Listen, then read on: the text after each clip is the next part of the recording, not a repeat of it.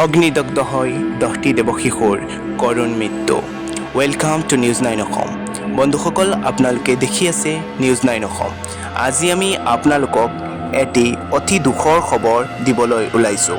উত্তৰ প্ৰদেশৰ ঝান্সী চিকিৎসা মহাবিদ্যালয়ত শিশু বৰ্ডত অগ্নিকাণ্ড সংঘটিত হোৱাৰ ফলত প্ৰায় 54টা শিশু তাতে থাকে।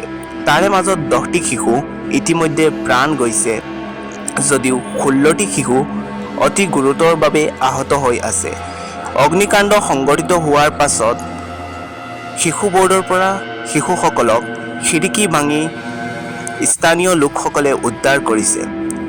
শিশুহাৰা পিতৃ মাতৃসকলৰ কান্দোনৰ ৰোলত এতিয়া চিকিৎসা মহাবিদ্যালয়খনত ভিৰ পৰিলক্ষিত হৈছে। চাওক আমাৰ এই বিশেষ প্ৰতিবেদন।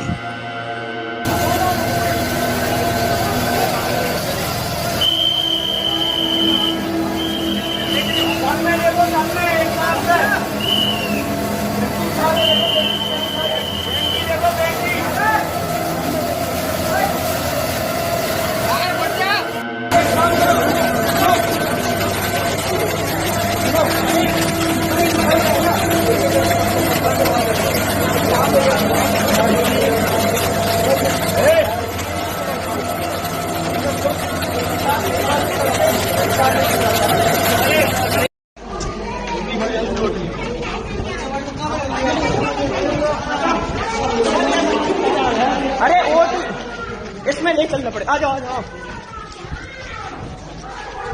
यहाँ पे आ जाओ।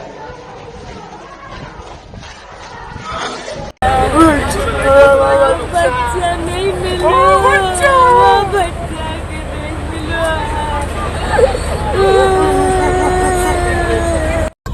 मेरा बच्चा कौन मेरा? हम तो नहीं जानते, जवाब दे रहे। मेरा बच्चा चला मेरा।